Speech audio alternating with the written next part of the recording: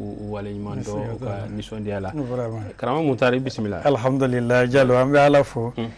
ka kisi ni nɛɛma ɲini Ala fɛ ka kɛ kira kan ka i yɛrɛ fo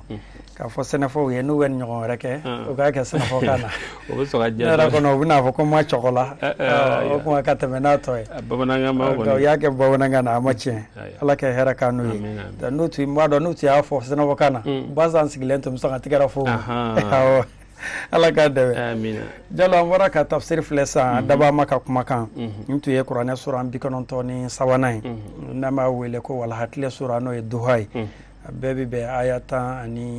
11 ma o kumana fɛ sura in n y'a f'i ye cogo min a bɛ ama kɔnɔna na a yɛrɛ jiginna suratu fajiri de kɔfɛ a kalima bɛɛ lajɛlen kalima 40 a harifu bɛɛ lajɛlen harifu 164 mɔriw fɛ yen n'an b'a fɔ a ma ko hindu a hindu bɛɛ lajɛlen bɛ bɛn 12 ani 486 ma o ye aw mɔriw ka jate ye faamu cogo ɲuman Ala k'a d'a ma comme an karamɔgɔ bɔra ka duha tafsir kɛ an ye sisan yɛrɛ bɔra k'a mɛn ka yira Ala kira Allahu Taala y'a yira a la ne m'i kɔbila wa i k'a dɔn k'a fɔ min sara la min n'a ka bon an ka tafsirikɛlaw fɛ yen karamɔgɔ tilala k'o de fɔ an ye Ala kira ni nin sura in jiginnen a kan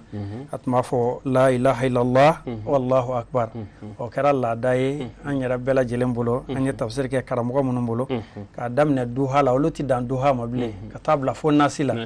n'u b'a tafsir kɛ a kelen kelen fɛn fɛn mana ban u b'a fɔ allahu akbar la ilaha illallah allahu akbar walillahil hamd kira ka suna la batoli kama an b'a deli Ala fɛ a hɛrɛ Ala k'a d'an ma an karamɔgɔ yɛrɛ min fɛnɛ ye ninnu don an nɛnw kan k'an walawala Ala kɛ hɛrɛ k'a n'a ye Ala k'a mɛn an kɔrɔ a ye 66 min sɔrɔ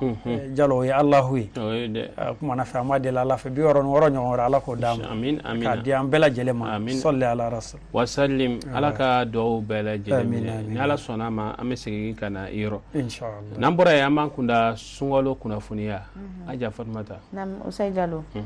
yana an ka su kunnafoniya fɔ an bɛ foli kɛ lajɛlikɛla bɛɛ lajɛlen ye Mali kɔnɔ Mali kɔ kan fɛn fɛn de bɛ k'an lajɛ ni wagati na ni jɛmukan in tɛ fɔ u kɔ an ka bi sugu kunnafoniya la yɔrɔ Ala sɔnna ka sunkalo daminɛ hɛrɛ la an filɛ a kuncɛyɔrɔw la n'o ye selima ɲɛkɔrɔlaw ye mɔgɔ caman bɛ selima fini ko ani fo ka taa se seli labɛnw o hukumu kɔnɔna na an wulila ka se sugu kɔnɔna na ka taa seli sanuw lajɛ komi sunkalo n'a ma ɲɛ ko gɛlɛya la a bɛ se ka kɛ nɔgɔyaw bɛ kɛ seliko la an ye min sɔrɔ o la an ka ɲɛma da o sɔrɔlenw fɛ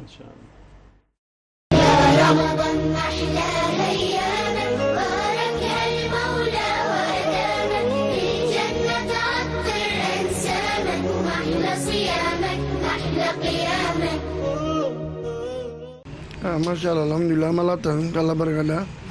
ni wati su akafsa san se b'a jateminɛ ni seli ɲɛkɔrɔ kɔni surunyana tan nɔ musoman ni marché kosɛbɛ parfum mélange fana ka di mɔgɔw ye surtout ani parfum mélange ka di mɔgɔw ye surtout seli don na caman ka sɔgɔma kasa ja kosɛbɛ babi parfum ko bɛ minnu bolo olu b'o jiw san ani u bɛ mélange ju san kɛ u ka rideau ni u ka salon kɔrɔ kasa ja kosɛbɛ donc ma jateminɛ musow fana caman kasa ja a dɔn kosɛbɛ ni farifoni ye o kama seli ɲɛkɔrɔ na nɔ an bɛ dɔ kɛ alhamdulillah an bɛ dɔ kɛ de sunkalo yɛrɛ fana kɔnɔ yɛrɛ fana wusulan ka di mɔgɔw sufɛ surtout nafila selaw ni ibrahim selaw bɛ wusulan utiliser kosɛbɛ san o san an b'a sɛbɛn ni sunkalo kɔni sera an bɛ farifoni min sɔrɔ segu fiya la ni a bɔra samiyɛ na an t'a a ɲɔgɔn sɔrɔ wusulan kɔni a nafa ka ca dɛ a nafa ka ca muso yɛrɛ taalan ye wusulan ye a bɛ yɔrɔ kasa diya a ka ɲi muso ma wusulan ka ɲi yɛrɛ de muso yɛrɛ taalan yɛrɛ ye wusulan ye ne yɛrɛ b'a feere jɛgɛlanin ni ambiance geni salati an yɛrɛ b'u bɛɛ feere a bɛ yɔrɔw kasa diya geni ninnu i bɛ se k'a wuli k'a min nafaba b'a la wusulan nafa tɛ se ka fɔ ka ban min kɔni bɛ ne bolo k'a se an balimamuso tɔw ma muso bɛɛ lajɛlen k'i taalan ye wusulan ye wusulan ka ɲi a nafa b'a la seliko de y'an se yan nɔ an ye samaraw ye o cɛ ka ɲi butigi présente togo ka ɲi nɔ donc an donna k'an bɛna a lajɛ a sɔrɔ an bɛna diɲɛ ta sɔrɔ yan sugu alhamdulilayi dɔɔni dɔɔni baro jamana taabolo bɛ cogo min na sisan sugu a ka suma mais dɔɔni bɛ ka sɔrɔ alhamdulilayi ninnu bɛ Milano Italie ni anw yɛrɛ ka dilanenw ye k'an ka tɔgɔ segin a kan bon n ka foli bɛ se bɛɛ lajɛlen ma surtout télé Cherifula lajɛbaga ni an ka clients bɛɛ lajɛlen mɔgɔ mɔgɔ bɛ sanni kɛ Milano la butigi fɔlɔ filanan fo sabanan an ka foli bɛ se a bɛɛ lajɛlen ma o foli kan ne bɛ n bolo ka foli di aw yɛrɛ ma n'aw ka cɛsiri la ɲinan gɛlɛyara min fɛ parce que a donna ni fɛnw ye quoi minɛnw tɛ ka bɔ confinement bɛ ka kɛ banako nana don kow la wa fɛnɛ kalan yɛrɛ fɛnɛ nana tɔ kɛ weleda kɔni bɛ n bolo ka ɲɛsin jamana ɲɛmɔgɔw ma u ka dɔ bɔ dédommagement la ani fɛn ni u ka dɔ bɔ dédommagement ni minɛnw nacogo la quoi. Bon alhamdulilayi an b'ala tɔnɔ an b'ala barikada o tɛmɛnen kɔ yanni n ka kuma daminɛ n ka foli b'aw bɛɛ lajɛlen surtout kɛrɛnkɛrɛnnenya Cherifula télé ka taa ɲɛmɔgɔso ka taa bila fo a baarakɛla bɛɛ lajɛlen n ka foli b'aw bɛɛ lajɛlen a ka kunnafoni dicogo ɲuman bɛɛ lajɛlen na a ka filɛlikɛbagaw ani a lajɛlikɛbagaw n ka foli b'olu bɛɛ lajɛlen bon alhamdulilayi nin wagati in na selima sugu an b'ala tanu an bɛ se ka fɔ san bɛɛ ni a garisigɛ don fɛnɛ san o san seli feere a bɛ ka kɛ i n'a fɔ a barika bɛ ka dɔgɔya ka taa fɛ mun na ka sababu kɛ accès ka don sugu kɔnɔ parce que ni donta tɛ sugu kɔnɔ a ka gɛlɛn kiliyanw ka se ka don sugu kɔnɔ k'u bɛ se ka na u ni nɔgɔfɛnw san depuis i bɛ jigin sotarama pilasiw la depuis i b'a sɔrɔ wotoro kelen ka gitɔrɔnw barre minɛnw bɛ sugu kɔnɔ feerekɛlaw bɛ sugu kɔnɔ bon a ka gɛlɛn kiliyanw ka se ka don ka s'u ma sugu kɔnɔ ka sanni kɛ i n'a fɔ an yɛrɛ filɛ sigi cogo la cogo min na an b'an ka impôt sara an b'an ka patentew sara an bɛ immeuble la an bɛ immeuble location sara immeuble tigiw ye bon n'a fɔra ko client tɛ donda sɔrɔ ka don i kan ka na sanni kɛ sugu kɔnɔ a ma nɔgɔ hali dɔɔni o gɛlɛya kɔni de b'an kan bi an bɛ yɔrɔ min na ko bi bon alhamdulilayi an bɛ se ka ta jamana ɲɛmɔgɔ la komi an bɛ transition min kɔnɔna na ɲɛmɔgɔ minnu b'an kunna n'o ye Badaw n'a ka mɔgɔw ye an b'u fɔ k'u waleɲuman dɔn halisa u k'u jija jamana in sécurité ko la insécurité kɔni o dan ye Bamakɔ ye la parce que hali suur an kɔrɔ immeuble dɔ jenina sugu kɔnɔ u ko ko courant y'a jeni bon ne dun b'a dɔn o bɛɛ ye jateminɛbala ni Mali barajiw bɛɛ sen b'a la donc u k'u hakili to bɛɛ lajɛlen na mɔgɔw ka nafolo kasara u ka wariw kasara la fɛn caman kasara la an bɛ dugawu kɛ minnu bolo fɛn tiɲɛna la an bɛɛ ye kelen de commerçant bɛɛ ye kelen Ala ka ɲɔgɔnna caman segin a nɔ na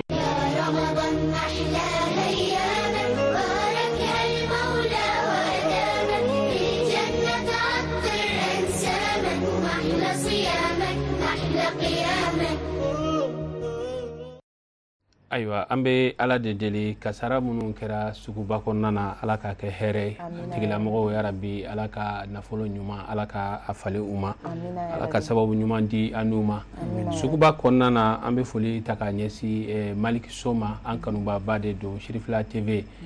a b'o lajɛ kosɛbɛ an b'a fɔ ka wale ɲuman dɔn n'an bɔra yen Aja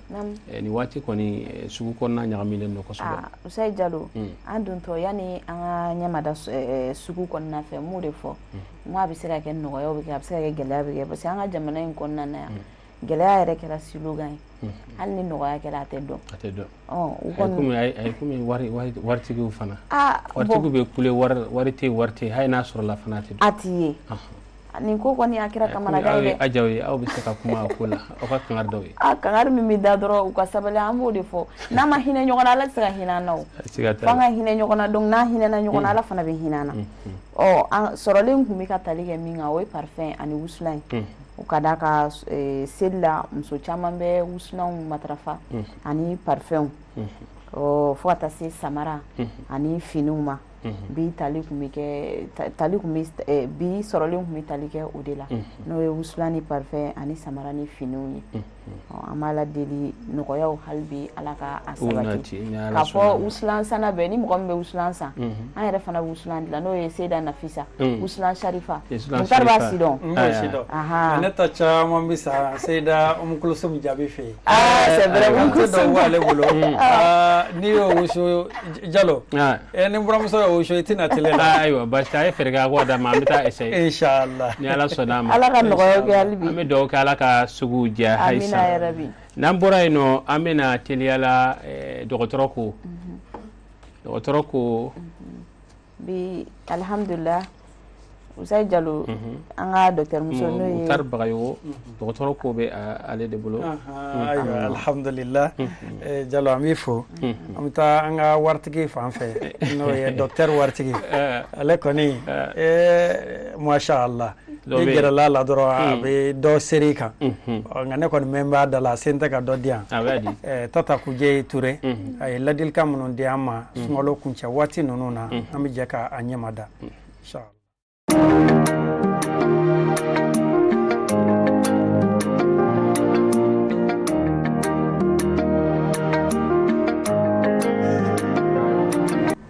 Ambe wale nyumondo feleke kanyashi au bela jelema mali kono ani mali kokan au minu matarafali ndu Sheriff la Jabaran Sula sanga anu wakati au bismillah dokotoro ko jam kan kanaka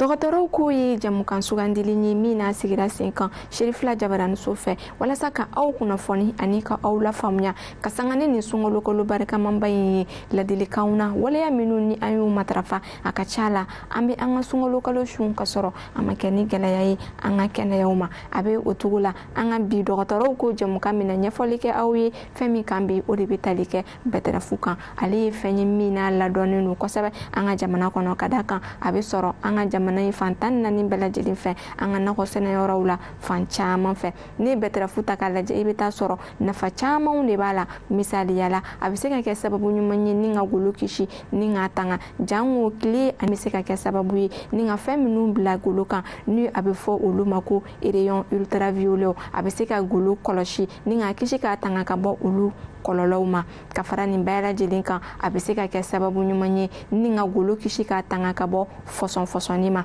ka fara nin bɛɛ lajɛlen kan ni bɛtɛrɛfu dunni ye a bɛ se ka golo kisi k'a tanga ka bɔ kɔrɔ joona ma n'i ye bɛtɛrɛfu dun a bɛ se ka kɛ sababu ɲuman ye ko kura kana ni nafa jumɛnw ye farikolo kɔnɔ nafa caman b'a dunni na i n'a fɔ fibre alimentaire minnu n'u nafa ka bon kosɛbɛ an farikolo ale lakanaw sabatili ma ka d'a kan tulujugu ka fara sukorojugu minnu kan ni olu bɛ se ka farikolo lasɔrɔ ni bɛtɛrɛfu dunni a bɛ se ka kɛ sababu ɲuman ye farikolo ma ni ka o tulujugu ninnu ni o sukorojugu ninnu ni ka olu bɔ banɔgɔtaga fɛ fɛri ale caman bɛ se ka lasɔrɔ bɛtɛrɛfu la ni olu bɛ se ka kɛ sababu ɲuman ye ni ka an kisi k'an tanga ka bɔ joliko dɛsɛ ma misaliya la an balaka minnu bɛ yen nɔ aw ka hakɛto b'a kan ni u bɛ kalo labɔ kɛ kalo o kalo u bɛ joli fitinin min n'u b'a perdre ni bɛtɛrɛfu dunni a bɛ se ka kɛ sababu ɲuman ye ni ka o nɔ labila ka fara nin bɛɛ lajɛlen kan ni bɛtɛrɛfu dunni ye a bɛ se ka kɛ nafa ye ka ɲɛsin an farikolo ma ni k'an kisi k'an tanga ka bɔ kansɛri labanaw ni a ɲɔgɔnnaw ma ka d'a kan antioxydant olu camanba de bɛ sɔrɔ bɛtɛrɛfu dunni na kansɛri ale tɛ fan wɛrɛ ye an farikolo la selule ninnu ni u bɛ to ka yɛlɛma kuma dɔw la kuma caman na u bɛ ban yɛlɛmali ma a dɔw bɛ bonya a dɔw bɛ se ka bɔ u sigiyɔrɔ la ni ka t'u sigi yɔrɔ wɛrɛw la kuma caman na o bɛ se ka kɛ sababu ye ni ka na ni kɔlɔlɔ caman ye an farikolow la ni bɛtɛrɛfu dunni a bɛ se k'an kisi k'an tanga ka bɔ o kɔlɔlɔ ninnu ma ka sɔrɔ a kansɛri labana ninnu u ma tiɲɛni kɛ an farikolo la walasa aw ka faamuyali sɔrɔ ale bi nafa wɛrɛw jumɛnw de bɛ yen nɔ n'olu bɛ se ka sɔrɔ bɛtɛrɛfu dunni na an ka ɲɛjɔ sɔrɔlenw na bɛtɛrɛfu rayon ultraviolet ninnu a bɛ se ka kɛ sababu ye ka farikolo kisi olu ma donc a b'a to golo fɔsɔnfɔsɔnni ni golo kɔrɔli o bɛ sumaya kosɛbɛ o ka di an balakaw yɛrɛ ye kosɛbɛ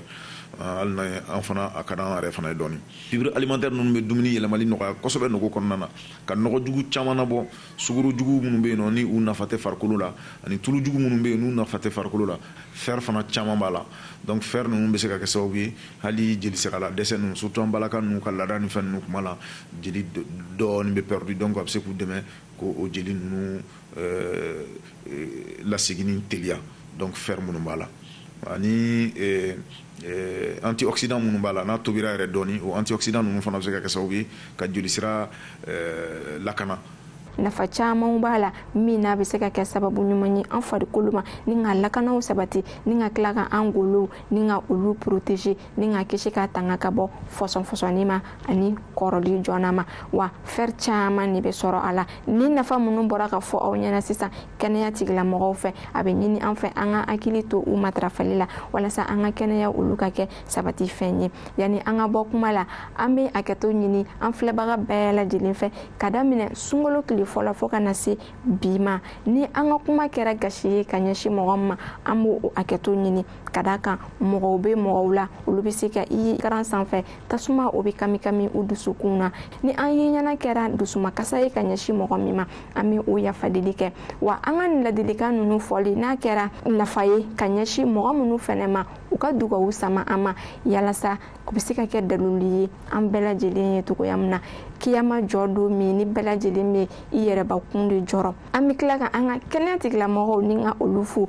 ni ka wale ɲuman dɔ ka d'a kan an ye nin wagati bɛɛ lajɛlen kɛ an n'o olu de bɛ nin waleya ninnu bɛɛ lajɛlen baara ɲɔgɔn fɛ minnu ye an kɔ ala ka hinɛ la ala ka hinɛ u ni silamɛsiw bɛɛ lajɛlen na ka foli ani wale ɲuman dɔn kɛ ka ɲɛsin an fa ani an karamɔgɔba ma a seyiri sherifu usman madan ayidara ale min yɛrɛ kɛra nin waleya in yɛrɛ sababu ɲuman ye ka tila ka dugawu kɛ a ye kokura ka d'a kan an bɛ ale ka anniversaire ɲaɲani hukumu kɔnɔna na san caman bɛ ala bolo ala k'o nɔgɔya an n'a a ye nin fana de bɛ dansigi an ka bi jamukan na aw ni ce aw ka ɲɛmadali la a k'an bɛn ala ka sunkalo caman caman yira an na ka san wɛrɛ don an garisɛgɛ la.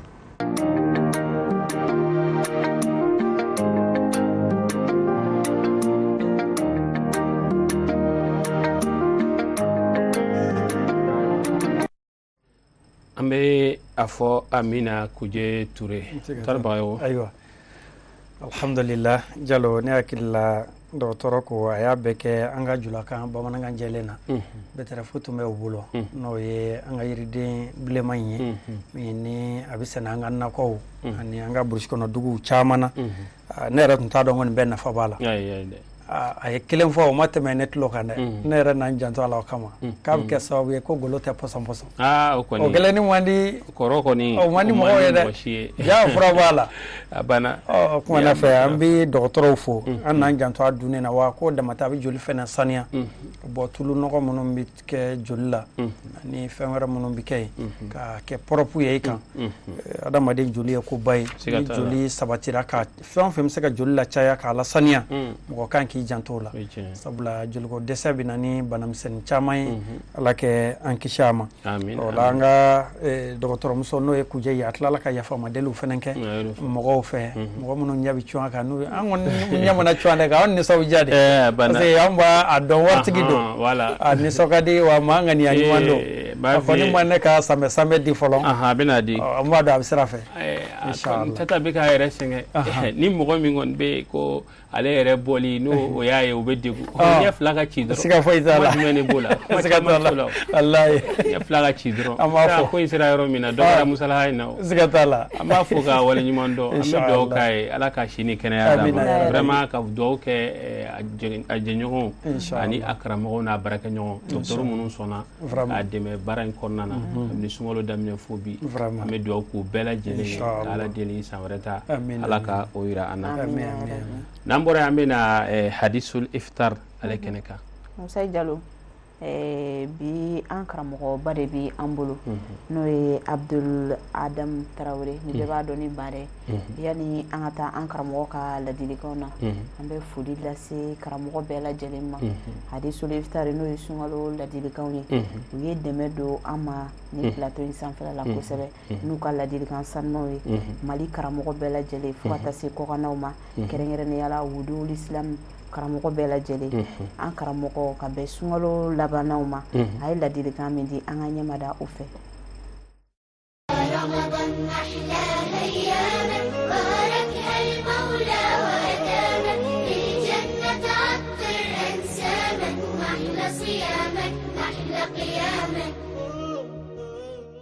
ma ɲini masa in fɛ masa min ye ɲina sunkalo jira an na san wɛrɛ ta ala ko o jira an na si ani kɛnɛya kɔnɔna la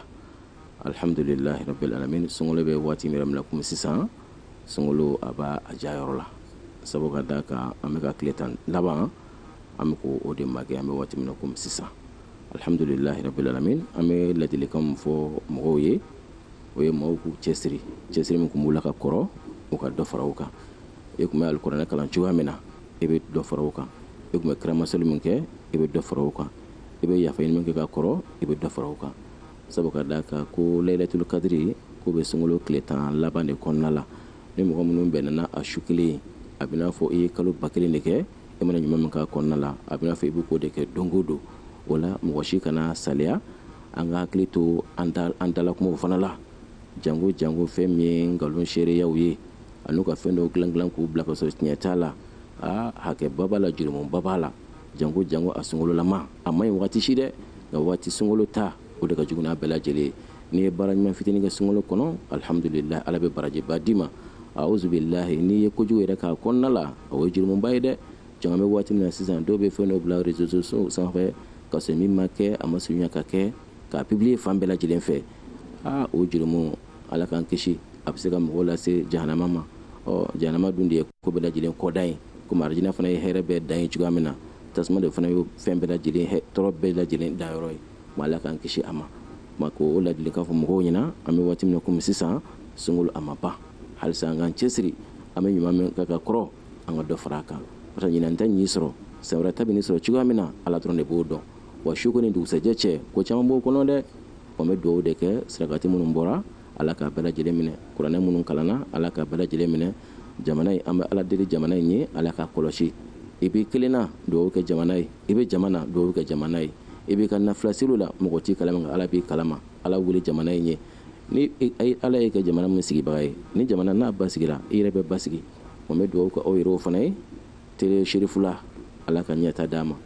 tele sherifula ala ka jama ɲɛsin ma ka foli lase an ka shekuba yɛrɛ ma a sheku sherifu Osman Madani Haidara an bɛ dugawu kɛ ko ala k'an ɲɛmɛ ɲɔgɔn na ko halisa an mago b'a ka dugawu la kosɛbɛ ala k'an bɛɛ lajɛlen ɲɛɲa ala k'an lahara ɲa sunkalo tɔ tɛmɛ ko ɲuman ala ko jira an bɛɛ lajɛlen na k'ani k'aw fo ka technicienw fo an bɛ fasa ko wasalamu alaikum wa rahmatullahi wa barakatuh.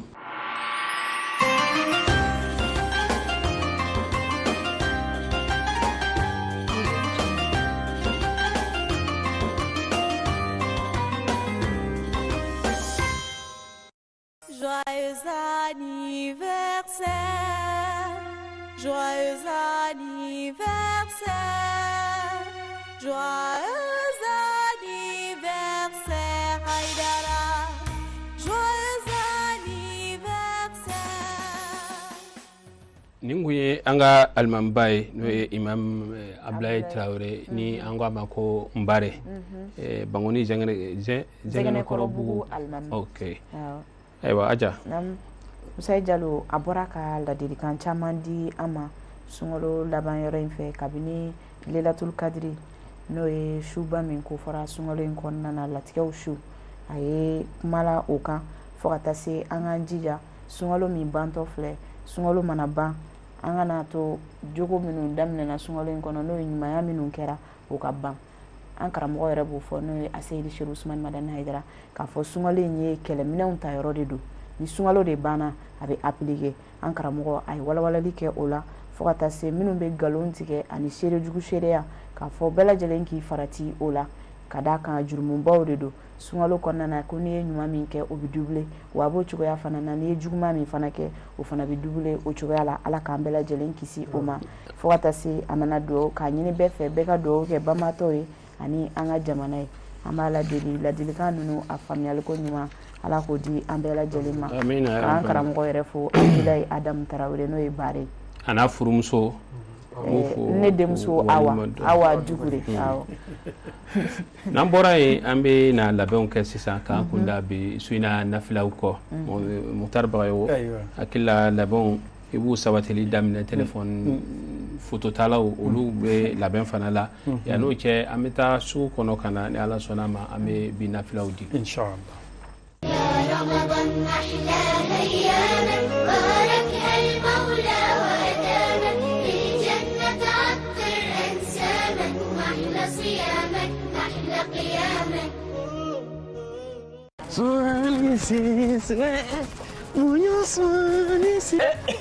Patron.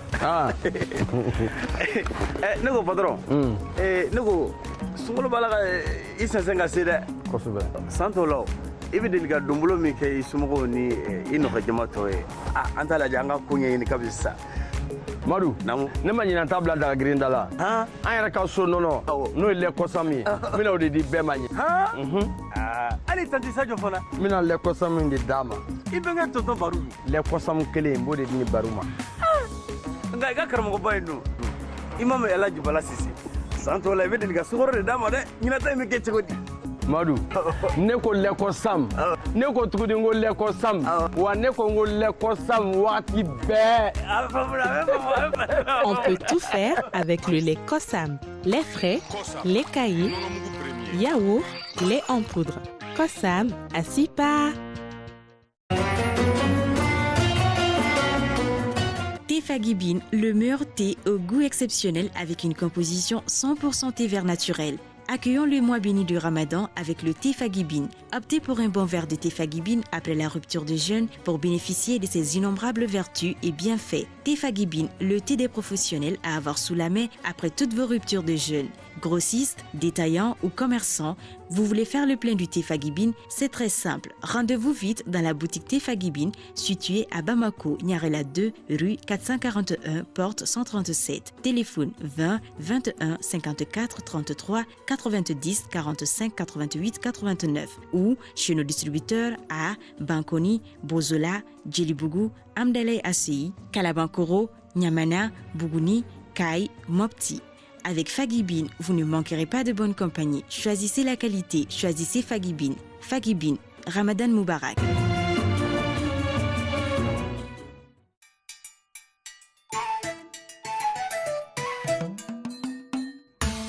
Kana kasadia, katimia kadia dumbauda, najini kadi, nidara tagalande, chela sigi yorola. Sona jini kadila obiki kabara ya kunoe kadi pule kadi